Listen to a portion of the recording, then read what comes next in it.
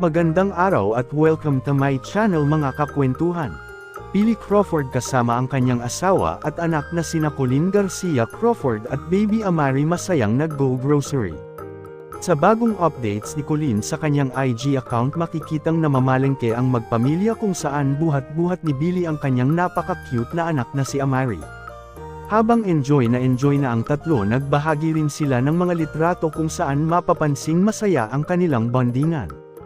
Nakakatuwa talaga ang kanilang pamilya. Para sa iba pang celebrity kwentuhan, mag-like at mag-subscribe na para laging updated. I play